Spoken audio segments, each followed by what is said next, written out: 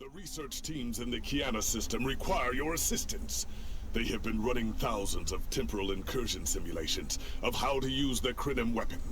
But I need an officer with field experience to evaluate the project and its feasibility. You will participate in a focus test of the most promising options. A blade cuts both ways. We must be sure that what this weapon can do to the Iconians does not cause greater harm to us.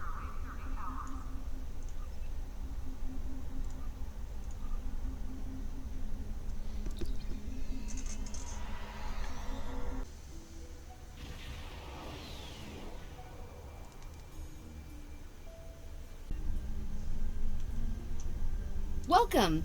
We have been working with the Krynim to build both this facility and a weapon similar to the one developed by Anoraks in the 22nd century.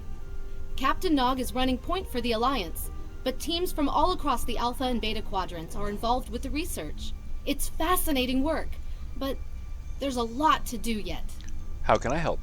Captain Nog might be able to explain more. He's waiting for you. Good to see you again, Adrana. How have you been? It's good to see you too. For a few weeks, I was helping the Alliance research new ways to deactivate Iconian gateways. We were making progress, but it wasn't fast enough to stop the advance of the Heralds. After Captain Nog made contact with the Krynim, I asked to transfer here. Now I'm working with interdimensional resonance harmonics to help recreate Anorax's work. Having better sleep? Yes, I have. I guess the Solanae aren't visiting me at night anymore. Or maybe it's the 14-hour days trying to wrap my brain around complex temporal equations that are wearing me out. Either way, my sleep is greatly improved. Thank you for asking. It's good to see you again. Lead the way. I wish I was seeing you under better circumstances. We've managed to make a prototype of the Krynim weapon in Anorax's records, but we have not attempted to use it yet. Time isn't something you mess around with. So we have been conducting simulations here of possible incursions, as well as developing new ways to protect and store data on various timelines. Okay, so instead of going through all of this, in case you are not familiar with the Voyager episode, it's not actually time travel that they're dealing with, so can you explain this process? How is this different from going back in time? You don't actually go back in time. Somehow, some way, science, vagary, techno-babbly, sci-fi stuff, you change a specific moment in time from your time, and then you see the effects, and this is what they're evaluating. They've got theoretical incursions, that's the moments that they change, and they see what the computer says is a likely outcome of them doing what they want to do. Do you have any ideas on when to make a temporal incursion?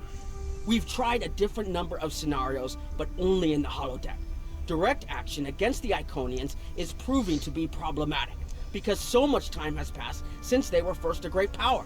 Incursions that far back in time must be carefully planned, or the fallout of even minor changes can ripple across reality.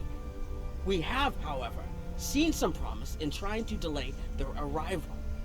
But that's just delaying the inevitable for a few years. Actually, it would be closer to a 700-year delay if our calculations are correct.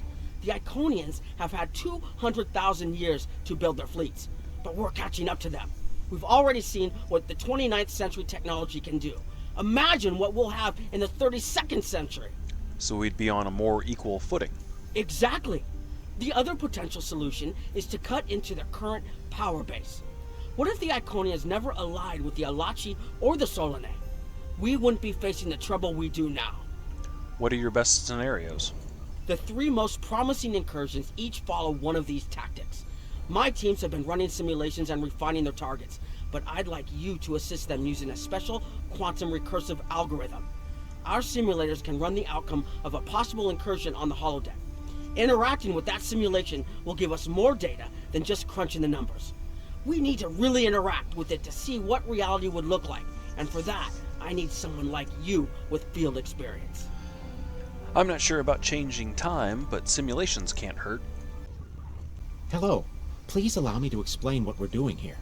We've determined that if we remove a specific series of stars from the Beta Quadrant in the distant past, a rogue planet will enter the Iconia system and cause massive geological damage at about the same time the planet was bombarded by the Iconians' enemies. The technological buildup of the orbital bombardment that destroyed the Iconian civilization will still happen, but the Iconians themselves will have to deal with a natural disaster, not a war. And you think this is better than war? Maybe the survivors of a natural disaster, if there are any, won't be so vengeful, and none of the stars we will remove have planets with the possibility of developing life. The overall effect on the galaxy is minimal. It's a painful path, but it could be the one that leads to peace. This seems rather extreme, doesn't it? The number of stars we will have to remove is a concern, which is why we're trying this in a simulation first. But as Captain Nog said, these simulations aren't perfect, so we have devised a holodeck program that will expand and extrapolate on possible effects of the temporal incursion. You're giving a lot of weight to the holodeck. It's the best option we have available to us. The holodeck's algorithms have been updated to change and adapt to the data created by the simulated timeline alteration. This is not your average holo novel. Very well. What do you need me to do? Once we run the program, you'll be able to interact with our best approximation of the new timeline. Interaction with the holodeck components will allow the program to generate a more in-depth solution and give us a better idea of what to expect. We have set this simulation on a Federation starship patrolling the Sol system, and you are the captain. If all goes as planned, we expect that almost everything in the system should be close to current reality. Understood. I'll run the program.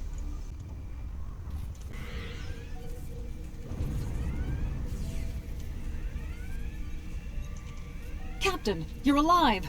We repelled the intruders on the bridge, but the ship has taken heavy damage, and a lot of the crew are injured. What's the situation? Sir, I'm not sure this is the time. So many people are hurt, and most of the systems are offline.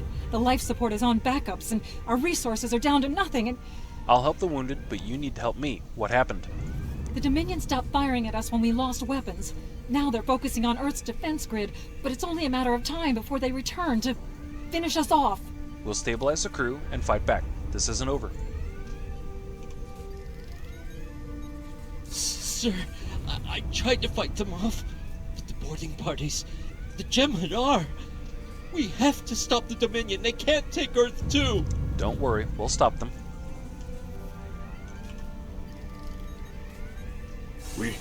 We can't stop them. Maybe if we hadn't been at war with the Romulans. Maybe if the Klingons hadn't ripped themselves apart. I'll be fine, Captain. Just rattled. Go to sickbay if you need to.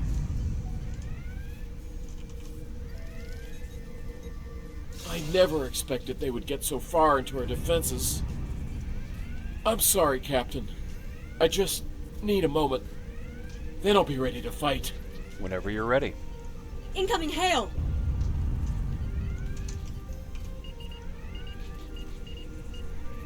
USS Ajax. Sensors show your ship is completely defenseless, and I would prefer not to delay our arrival at Earth to deal with such a minor annoyance. Surrender now, and I will guarantee the safety of your crew. We will never surrender.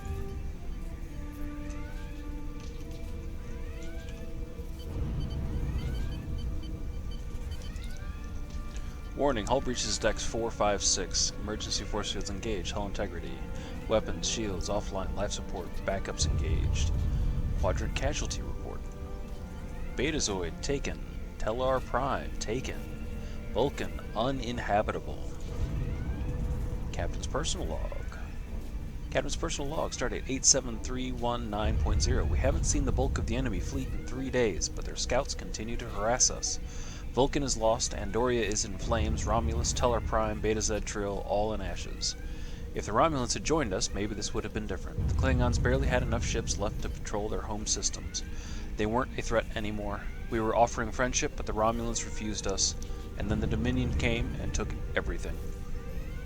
Scan for Iconian activity. Long-range sensors are offline. There is no Iconian activity in the immediate area. End program. Sorry, we were watching from the control room, and that could have gone better. Even with all that, the simulation data on whether the Iconians were entirely eliminated from that timeline is inconclusive. We were able to record your interactions, and we've been able to piece together what happened from those. What did you find? From what we can piece together, the Klingon Empire was never unified by its conflicts against outsiders, and the great houses turned on one another instead. The Romulans took the chaos as an opportunity to attack. The Federation stepped in to help the Klingons, and the war between the three factions basically ripped the quadrant apart. The Dominion then conquered all three weakened powers. So that's not our solution. Agreed. My team will continue working on other possible incursion scenarios. Perhaps we can weaken their power base. Another one of you Voyagers? I don't know how you can help, but very well. My team is working on scenarios that reduce the Iconian power base. We're attempting to do so by fixing a mistake that Janeway allowed to happen decades ago. We're going to stop the Vaadwaur from being rediscovered. We plan to do this by preventing Voyager from ever coming into contact with Underspace. This will prevent them from finding Vaadwaur Prime, and 7 of 9 will never wake the Vaadwaur. And I suppose leaving the Vaadwaur in stasis will help the Krenim too. None of us are going to survive if we don't try to repair the damage you've already done. The goal is to cause a solar flare that will force Voyager to divert from the course it was on when it stumbled into Underspace. If it safely passes without entering Underspace, it can continue on its trip home and bypass the Vaadwaur entirely. I suppose that might work? The simulation is set for the USS Voyager, which is fitting since they caused the problem in the first place. Our projections show that even if the Vaadwaur never return, your people will still find a reason to stick your noses into our business. So, we're attempting to see how the elimination of the Vaadwaur will change the formation of the Delta Alliance. You will be a member of the diplomatic team. I'll run the program. Don't mind Noy. I think he partially blames people from your quadrant for some of the Krennin's troubles. After all, if Voyager hadn't restored the Vaadwaur, they would have never been in a position to ally with the Iconians. But there is no reason to dwell on past hurts. We're trying to fix what we can here, and then learn to accept the rest. Noy funnels that passion to help his people into his work. Perhaps it will change everything. We'll all need to work together to defeat the Iconians. Excuse me, but I'm not sure I've met anyone from your species before. My name is Claudia, and I am a Tutarian.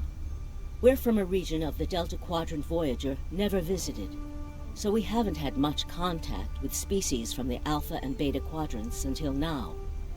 However, my world has had close ties with the Krenim for several years. Now that they are actively pursuing temporal technology, I chose to join them and lend whatever assistance I can. I miss my home, but I've made a new one here. Meeting Noy has opened me up to a world beyond my own. I see. It is a pleasure to meet you. Both Captain Nog and Seven speak highly of you.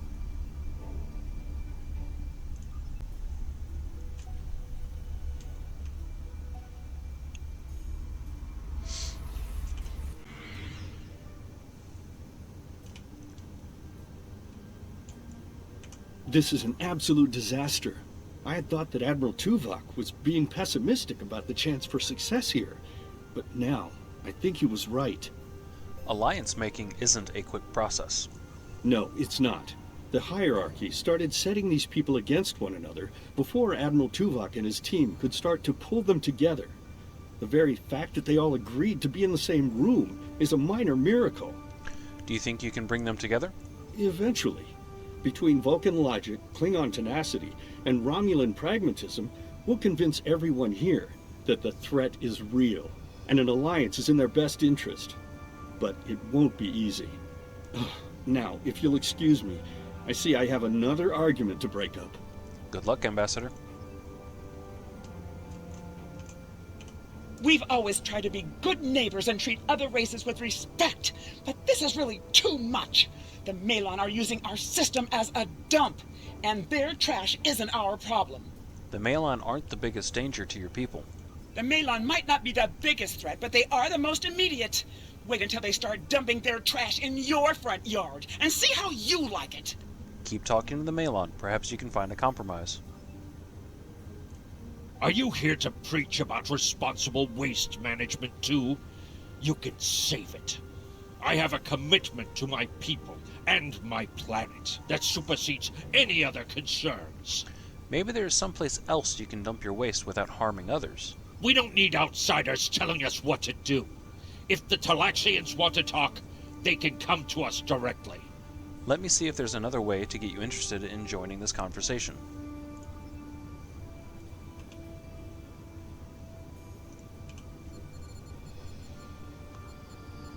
The Malon have resisted attempts to accept less hazardous waste management practices and continue dumping waste throughout the quadrant. The most at-risk populations are the Talaxians, who have a new colony close to Malon dumping grounds. The Malon have moved into Talaxian space to avoid hierarchy attacks. Diplomatic relations between the Malon and Talaxians are rapidly deteriorating. The Malon have accused the Talaxians of working with the hierarchy, a charge the Talaxians strenuously deny. Analysis? The Benthans could possibly pressure the Malon to return to the negotiation table. Yes, what is your question? I am rather busy. The Hazari are stepping up their smuggling operations, and the hierarchy's new drive for profits has created a significant increase in attacks on unaligned transports. Would the Benthans be willing to assist the Talaxians in their negotiations with the Malon? We have enough to do at the moment without getting into a dispute that doesn't concern us. The hierarchy is harassing our supply lines, and I'm convinced they're behind the losses we've taken over the past 3 months. We're having to double up patrols, which means we're leaving holes the Hazari can slip through. The Malon are a headache we don't need. I found that working with allies usually brings about positive results. Sorry to trouble you. I'll talk to the Hazari. Good luck with that. The Hazari aren't interested in anything but making deals. This whole meeting is just a waste of time. Unity might work where you come from, but I don't have any reason to cooperate with criminals like the Hazari or thugs like the hierarchy. Maybe I can convince them differently. What do you want? Did the Benthans make you one of their little deputies? Or was it the Malon? Before everyone broke ties with the hierarchy, they told us what people say about us. Mercenaries. Honorless. Ha! They all deny it. But we know. Now we look out for ourselves. Would you be willing to pull out of Benthan space? No. We need to make a living, same as the rest of you. If the Benthans would take out the hierarchy on our borders, we wouldn't be forced to move into Benthan space. But no, they won't do that. They don't think mercenaries rate protection. Sounds like you should be working with the Benthans, not against them. If that's how you think, I guess we're done. Fine. Run back to the Benthans. I'll be here if you want to talk business. Sorry, but I'm not in the market for mercenaries. Unraveling this mess could take months, years. You're the right man for this job, Ambassador.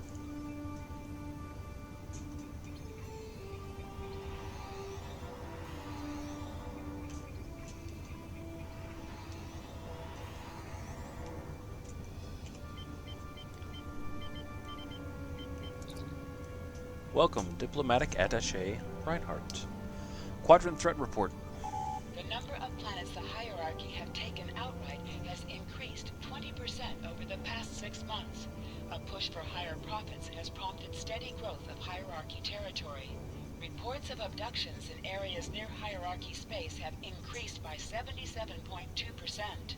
However, this data has not been confirmed by outside sources because few Delta Quadrant species are willing to share information with the Federation. Further investigation is needed. Ship's log. Ambassador's log, stardate 87234.5. Our allies in the Kiana system have been invaded by hierarchy forces. The Kiana colony is a small farming community with no strategic value, so the attack simply doesn't make sense. According to one survivor we managed to find, the hierarchy were working with the Ilachi. The Ilachi took captives to an unknown location. Scan for Iconian activity. Long-range sensors are detecting both Herald and Iconian readings. While they do not appear to be in active conflict with Alliance forces, you're seeing more ships than normal. There are both Herald and Iconian signals in hierarchy space. It appears the Heralds may be using that area as a staging ground for a coordinated attack with the hierarchy on high-value targets throughout the Delta Quadrant. Cross-checking with Voyager's logs shows a similar situation in the Alpha and Beta quadrants. End program. Damn, that was useless. The Iconians were so determined to have a hold here that they simply found another species to fit the bill. Maybe if you had been a better negotiator, you would have been able to unite those representatives against the hierarchy. Then, at least we would have had a chance. And maybe we wouldn't.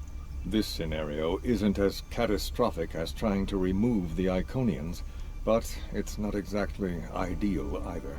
We'll have to try something else. Yes, this isn't going to work. You must excuse my husband's harsh demeanor. This has been a very trying time for the Krenim. Thank you for helping us get this far. We'll keep working. Thank you, Claudia. Trust my wife to be the voice of reason. Perhaps I was too hard on you.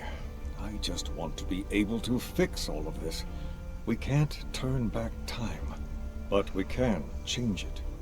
Please speak to Gamma Team. Captain Nog thinks very highly of their plan. Thank you. I will speak to Gamma Team. Hello. We've been waiting for you.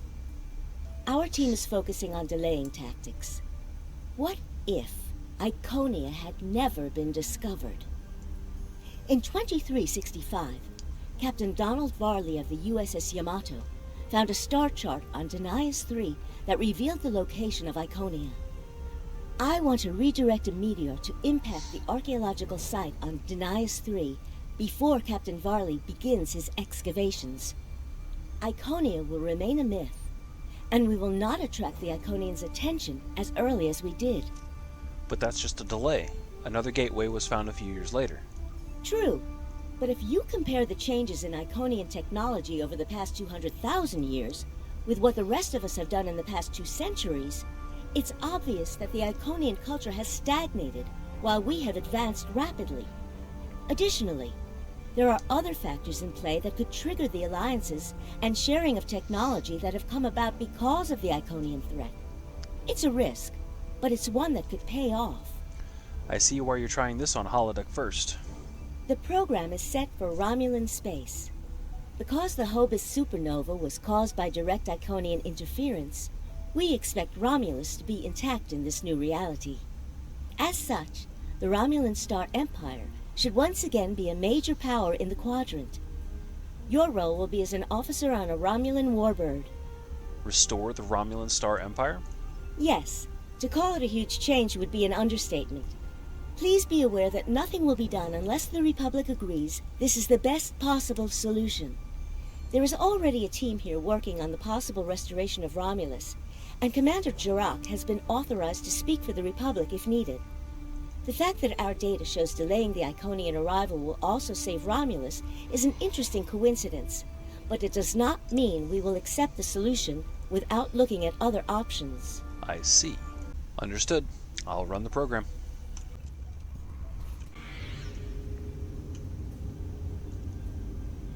Commander Timmer is waiting for you, sir.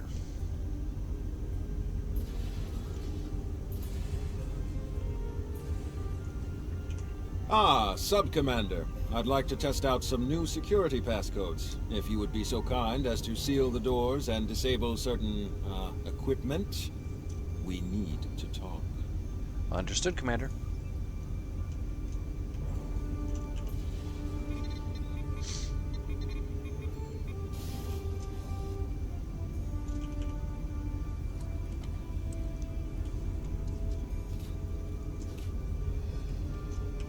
Thank you for playing along, Sub-Commander. The Tal Shiar can't hear us now. I need to talk to you about Datan and the Separatists. They've been located near the Dewa system. What we do next could change our future. The only thing I know about the Separatists is what I've heard through official channels. What do you know? Datan has been inspired by Spock's teaching. He and many others have left the homeworld and are gathered together in a flotilla somewhere near Tau Dewa. Datan and his allies have been making overtures of peace to both the Federation and the Klingons.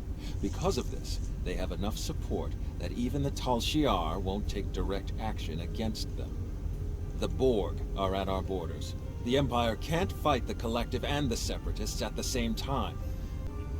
You're not asking if we should attack them, are you? If I was, I wouldn't have needed you to lock the door. I intend to put Lieutenant Silan in the brig and then take this ship and crew to join the Separatists. Are you with me? If we do this, we will be traitors to the Empire. I know. I have tried to work within the system, but the system is broken and corrupt. Datan and his people are building something better. You and I both know it. The crew knows it. We will take this warbird to Datan, and we will finally be free. We have to do what is best for our people.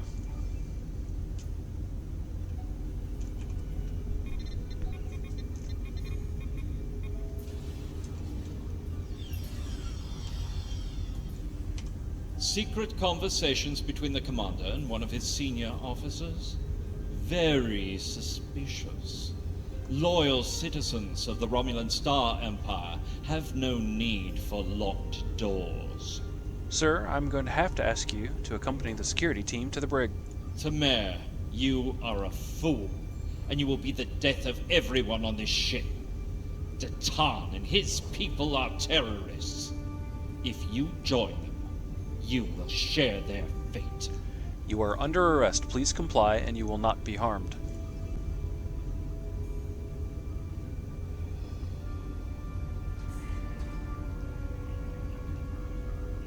My friends, it is time we forge our own destiny. A destiny free from the tyranny of the Tal Shiar.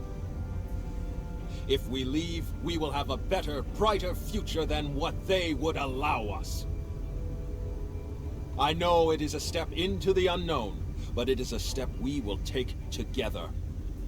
Throw off your chains. We will join our brothers and sisters in freedom.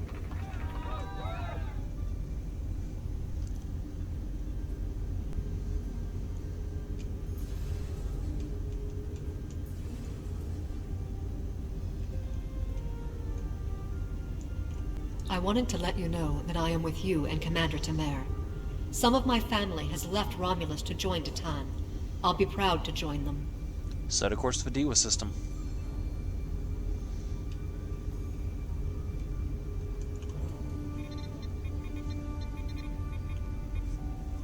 Notice to all hands, the seminar Traitors in Our Midst, the historical executions of traitors to the Star Empire has been moved to 2100 hours.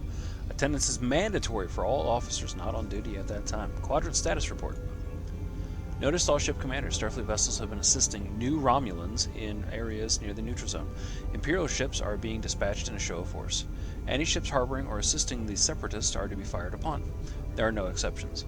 Ships in Group Gamma are being reassigned to patrols in the area targeted by the Borg. Contacts are regular, but vigilance is needed to eradicate the threat and protect our colony worlds. Commander's personal log. Commander's personal log, triple encryption protocol Zeta 6. Gaius is becoming suspicious. I've been speaking to members of the senior staff, and most are in favor of making a run for the flotilla and joining Datan. But I remain cautious. They are doing the right thing, but the Borg are nipping at our heels. Every ship the fleet loses might be one needed to protect Romulus in its hour of need. But what is left there to protect? Scan for Iconian activity. Long-range sensors show no Herald or Iconian signatures. There are few references to Heralds in the ship's database. The only reference to Iconians are in the historical files, and most refer to the Iconians as a myth. There are heightened levels of Borg activity throughout the Beta Quadrant, and multiple colony worlds have been assimilated.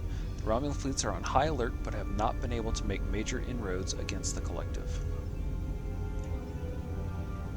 End program. That is the most promising simulation yet. It appears there was some merit to our hypothesis that the Iconians advanced their plans due to early contact. But it's not perfect by any means. The readings do indicate higher levels of Borg activity, but it should be an acceptable risk. This is a major alteration to the timeline. We should be cautious. The data in this simulation does show higher Borg activity than we're currently seeing, but there are no signs of Herald, Iconian, or Solanae presence at all. And while the Romulan Star Empire is restored to their former power, there is a democratic Romulan group opposing the Tal Shiar. And more importantly, Romulus is intact. This is the result many of our Romulan researchers have been trying to bring about. But this isn't our reality. We'll be significantly altering everything we know. The political calculus of the quadrant will change, but the data supports what you saw on the holodeck. No Iconians. We have solid projections. The only suggestion I have now is that you consider it in conjunction with Captain Nog and the Republic representatives here. I'll discuss it with them, but I'm not making any promises. This last test has the most promising results I've seen, and saving the Romulan homeworld is an added bonus. We're not going to have a lot of shots at this. I've been looking at Anorex's work, and I think it's too easy to get into a temporal loop where you try again and again for a specific result, and time starts fighting back. I'm inclined to say this is our best chance. But this will have a huge impact on the reality we know, especially your people, Commander Jirok. I won't give my authorization without hearing from everyone. We can't move forward without considering the effect on the Republic. Commander Jirok? This is difficult. It would change everything for us. We'd have our home back, but the Republic, everything we've built, it would all be gone. But there's still hope. Even in this other reality, Datan has led many Romulans away from Sela and her Tal Shiar thugs. This impacts the Republic most of all. The simulation specifically mentioned Datan and a separatist movement. Commander Tamer makes the choice to join Datan, the same choice he made after the homeworld was lost. With Romulus, we could have numbers. More people who have had enough of the Tal Shiar's oppression could join us. Maybe millions more. If Datan is able to get a movement going, even at the height of the Empire's power, I have to believe that change is possible. What do you think we should do? Make the incursion. The lives we save will be worth the work we'll have to do to reform the Republic. The Tal Shiar wasn't able to stop us the first time. They won't stop us again. If the Romulan Republic thinks it's worth the risk, then we should try it. Sir, we have been informed by the Lisette, and the Krenim vessel will be traveling with us to the site of the temporal incursion. The Krenim vessel has the weapon on board, and the Lisette will provide additional security and manpower if needed. Understood. Anything else? All three vessels will be temporarily shielded to protect us from changes in the timeline. As long as that shielding holds, we will be able to observe the changes and even interact with them, but we will not be a part of the new timeline. Captain Nog says that the temporal shield generators can be damaged. We'll need to be careful. We can beam you up to the Lanayru as soon as you're ready. Prepare for immediate departure.